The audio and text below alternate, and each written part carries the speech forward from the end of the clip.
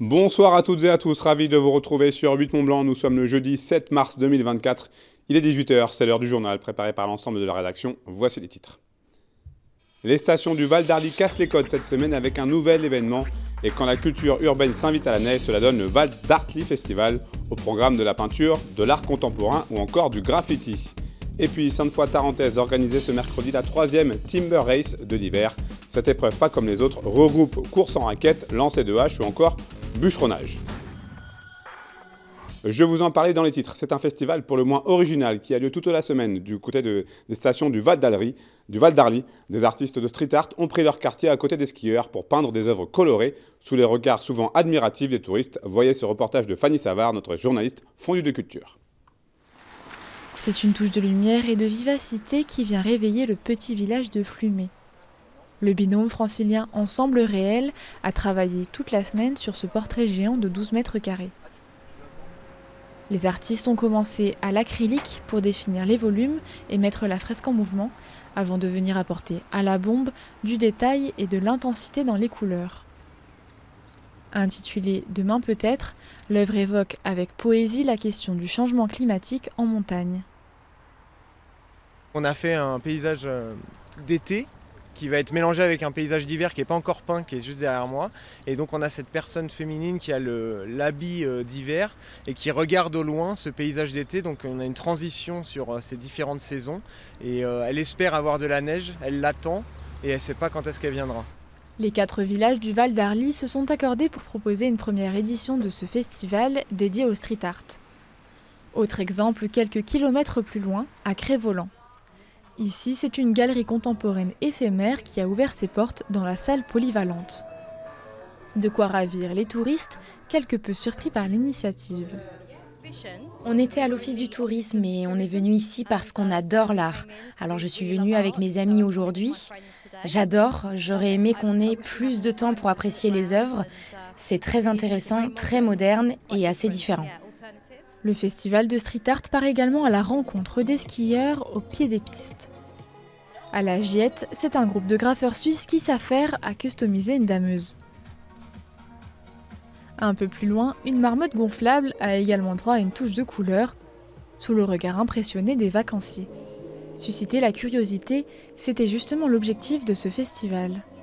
On voulait quand même quelque chose qui soit disruptif et qui permette d'attirer l'attention. C'est quand même notre objectif aussi. On a un ADN dans le Val d'Arly qui est l'authenticité, qui est la tradition. Ce sont des sujets qui sont vraiment ancrés dans notre territoire.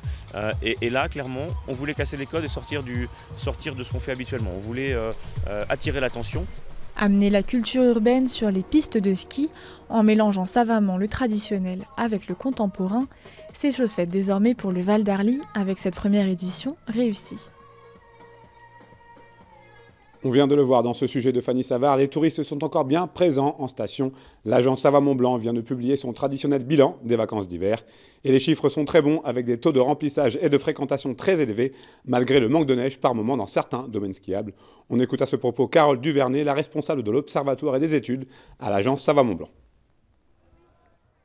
Dans les premiers résultats, on a un taux d'occupation qui est de 86% sur ces 4 semaines au niveau des hébergements marchands. On progresse de plus 4 points par rapport aux vacances de l'hiver dernier. Donc oui, c'est plutôt très bon. Ce ne sont pas des résultats qui nous étonnent dans le sens où on a des prévisionnels depuis le début des réservations, donc déjà depuis l'automne dernier. Donc on savait que ces vacances s'annonçaient très très bien en termes de réservation. Par contre, on a plutôt l'habitude que ces vacances soient assez stables en termes de fréquentation d'un hiver sur l'autre. Donc là, c'est plutôt une très bonne surprise, en tout cas pour cet hiver. On a un très bon taux à la fois dans les stations d'altitude, qui sont remplies à 87%, qui progressent aussi de 4 points, et très bons résultats aussi dans les stations villages, qui sont remplies à 85%. Donc vous voyez, il n'y a pas beaucoup d'écart entre les unes et les autres. Elles sont de toute façon, chaque catégorie est en progression.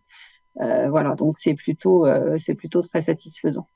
Alors, ce qu'on a surtout craint, en fait, puisque pour certaines stations, il y a eu des problèmes d'enneigement un tout petit peu avant le démarrage déjà de ces vacances d'hiver.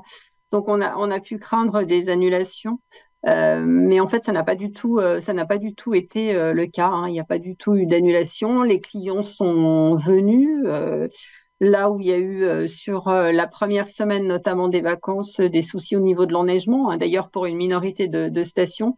Et dans ces stations-là, en fait, les clients se sont assez facilement adaptés, hein. Soit ils sont allés skier un petit peu plus haut, soit voilà, ils sont adaptés leurs activités, hein, et plutôt orientés vers la marche d'ailleurs. Un taux d'occupation de 55%, hein, sur les 4 semaines qui arrivent là de ce mois de mars. On est aussi en légère progression par rapport à l'an dernier, hein, de 2 points.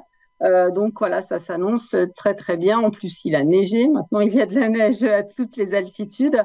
Voilà, les réservations continuent d'affluer. Donc ça s'annonce plutôt bien pour cette fin de saison.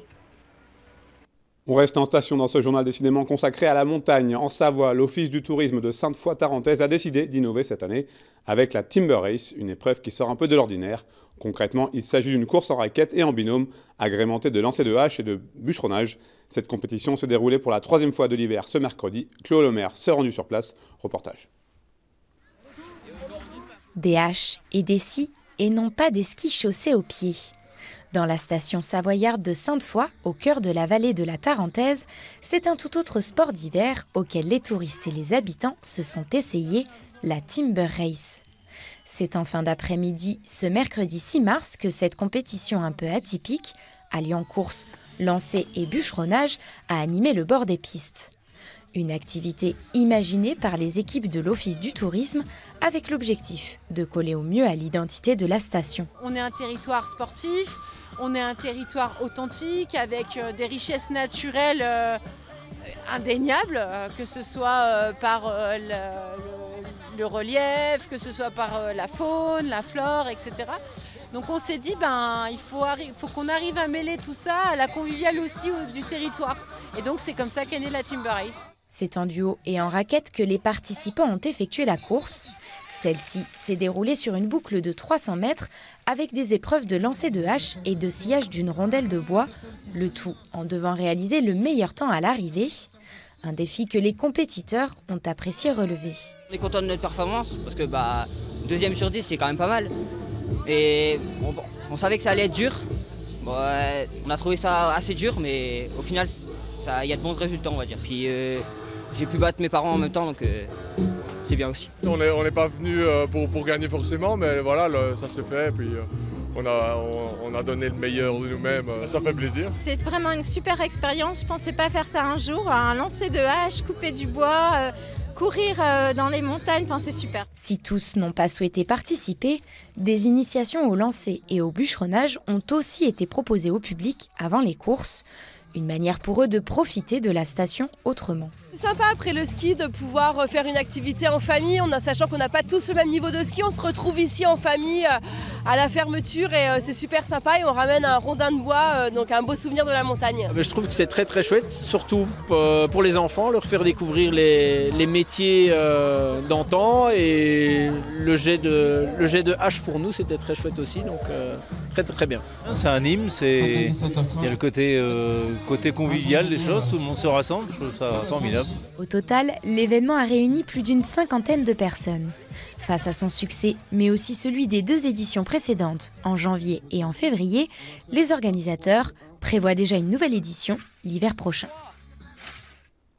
Dès ce samedi, la course de ski alpinisme baptisée la Trace des Grands s'apprête à retrouver son public pour sa 3e édition.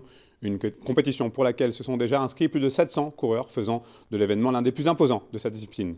À 48 heures du top départ, le comité d'organisation peaufine à présent les derniers détails. Un travail éprouvant compte tenu des prévisions météo qui ont poussé le directeur de course à changer de tracé. Damien Sablon, que je vous propose d'écouter au micro d'Emmanuel Jaude. Là, on est en train de préparer l'implantation du site, les enveloppes coureurs. De notre côté, on a fait le maximum, donc maintenant on est vraiment dans la partie logistique et technique avec le montage du village, la préparation de la trace et la préparation de l'accueil des coureurs. On a fait une réunion sécurité avec les pisteurs des Grands Montées et puis la commission sécurité de la Trace des Grands et on a pris la décision de partir sur des parcours, le parcours B, parcours de repli. Donc aujourd'hui on a une journée magnifique, il y a un super bon enneigement, donc ça à ce niveau-là il n'y a pas de souci, mais par contre on a un épisode de fun qui arrive ce week-end, donc avec des vents tempétueux jusqu'à 120 km/h au sommet. Donc il est hors de question d'envoyer des gens dans des conditions tempétueuses, il y a trop de risques. Donc on part sur le samedi, le parcours est maintenu à 80%, on va s'arrêter à 3000. Donc il y aura quand même des conditions un peu sportives parce qu'il y aura quand même du vent, mais on sera dans des vents un peu plus raisonnables et moins dangereux pour les participants. Donc le samedi, le parcours reste pratiquement à l'identique.